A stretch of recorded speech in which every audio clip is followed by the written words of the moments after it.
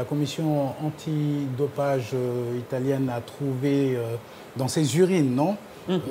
Selon les informations reçues, de la testostérone. Est-ce que tu vois? Et ils ont décidé de le suspendre en attendant de vérifier réellement qu'est-ce qui s'est passé, si réellement ça a été ingéré. Et voilà, ce qui m'attriste un peu, c'est que s'il est prouvé coupable, il risque 4 ans de suspension selon les informations qui circulent actuellement. D'accord, mais on avait eu un cas similaire, Kourouma, avec Sakho, un joueur français aussi qui avait été testé positif au dopage, mais après on s'est rendu compte qu'effectivement ce n'était pas du dopage, c'était des produits normaux. Est-ce que quelque part ça ne va pas pénaliser le joueur? On se rappelle tous que Pogba sort quand même d'une période difficile. Ouais, il a loupé les terrains à cause de ses nombreuses blessures. Donc aujourd'hui, comment pour un joueur de son niveau, est-ce qu'on peut penser vraiment qu'il se serait adonné au dopage? Espérons qu'on essaie que les laboratoires, bien les recherches puissent au moins... Bon, qu'on ne puisse pas dire que c'était un dopage, que c'était des produits, et peut-être qu'il a l'habitude de prendre, que c'était des calmants qu'il a l'habitude de prendre.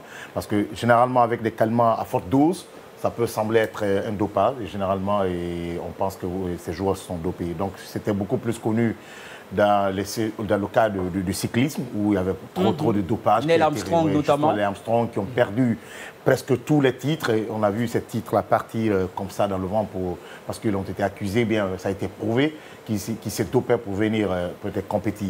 Et pour pouvoir, tout à l'heure, Sagno le disait, 4 ans déjà, disons, c'est sa fin. C'est la fin. Parce que si c'est 4 ans de suspension, peut-être qu'il va se retrouver comme peut-être coach quelque part dans un petit club, mais en tout cas, ça ne fait pas plaisir de l'entendre. Oui, surtout qu'il avait repris son niveau avec le football. On espère en tout cas le revoir sur les terrains et espérant que c'était juste une erreur peut-être et des investigations poursuivies pour ne pas faire la même erreur avec Sakho quand même qui a manqué assez de matchs. En commentaire, c'est tout.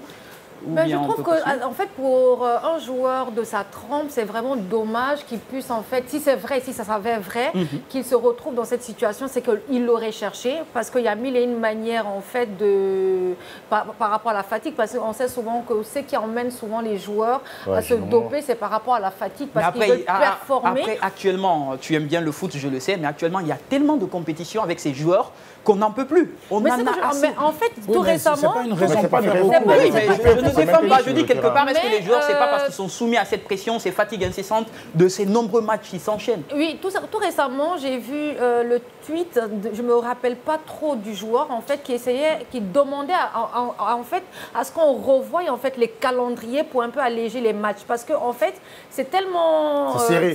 Parce que les entraînements, les matchs, les derbys, journées, ça se suit. Et puis, très serré, finalement, les joueurs ils n'ont pas de vie. Ils n'ont pas de vie. Et un peu d'occasion seulement, ils essaient de se la péter. Il n'y a pas de souci. C'est pourquoi, généralement, on assiste à ces genres de trucs. Parce que c'est tellement serré.